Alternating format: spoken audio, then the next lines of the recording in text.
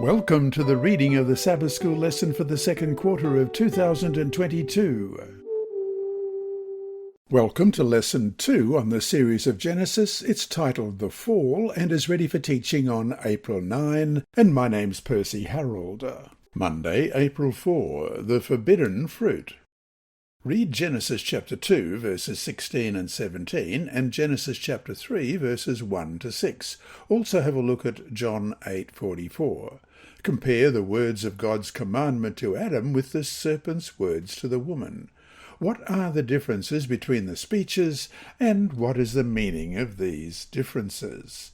Genesis 2, beginning at verse 16, And the Lord God commanded the man, saying, Of every tree of the garden you may freely eat, but of the tree of the knowledge of good and evil you shall not eat, for in the day that you eat of it you shall surely die. And Genesis 3, 1 to 6. Now the serpent was more cunning than any beast of the field which the Lord God had made. And he said to the woman, Has God indeed said, You shall not eat of every tree of the garden? And the woman said to the serpent, We may eat the fruit of the trees of the garden, but of the fruit of the tree which is in the midst of the garden, God has said, You shall not eat it, nor shall you touch it, lest you die. Then the serpent said to the woman, You will not surely die. For God knows that in the day you eat of it your eyes will be opened, and you will be like God, knowing good and evil.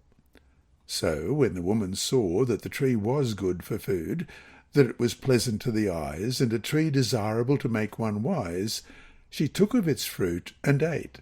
She also gave to her husband with her, and he ate. And John 8, verse 44. You are of your father the devil, and the desires of your father you want to do. He was a murderer from the beginning, and does not stand in the truth, because there is no truth in him.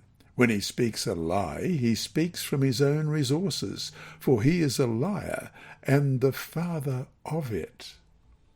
Note the parallels between God's conversation with Adam in Genesis 2, 16 and 17, and Eve's conversation with the serpent.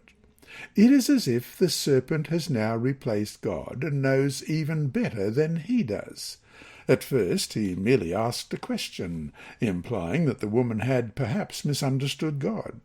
But then Satan openly questioned God's intentions and even contradicted him. Satan's attack concerns two issues, death and the knowledge of good and evil. While God clearly and emphatically stated that their death would be certain in chapter 2, verse 17, Satan said that, on the contrary, they wouldn't die, stating that humans were immortal in Genesis 3, verse 14. You shall not surely die. While God forbade Adam to eat the fruit in Genesis 2:17, Satan encouraged them to eat the fruit, because by eating of it they would be like God, as we read in Genesis 3, verse 5. Satan's two arguments, immortality and being like God, convinced Eve to eat the fruit. It is troubling that as soon as the woman decided to disobey God and eat the forbidden fruit, she behaved as if God were no longer present and had been replaced by herself. The biblical texts allude to this shift of personality. Eve uses God's language. Eve's evaluation of the forbidden fruit saw that was good in Genesis 3:6, reminds us of God's evaluation of his creation, saw that it was good in Genesis 1, verse 4, and several other texts in Genesis chapter 1. These two temptations, those of being immortal and of being like God, are at the root of the idea of immortality in ancient Egyptian and Greek religions.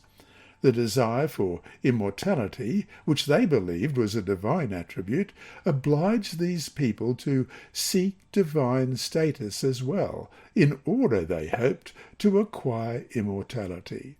Surreptitiously, this way of thinking infiltrated Jewish Christian cultures and has given birth to the belief in the immortality of the soul, which exists even today in many churches.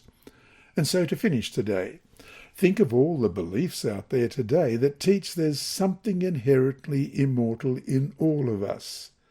How does our understanding of human nature and the state of the dead provide us such powerful protection against this dangerous deception? This lesson was read by Dr. Percy Harrold for Christian Services for the Blind. Sponsored by the Sabbath School Department and distributed through Hope Channel Australia, this podcast is also redistributed by Hope Channel Germany, Christian Record Services for the Blind, and It Is Written.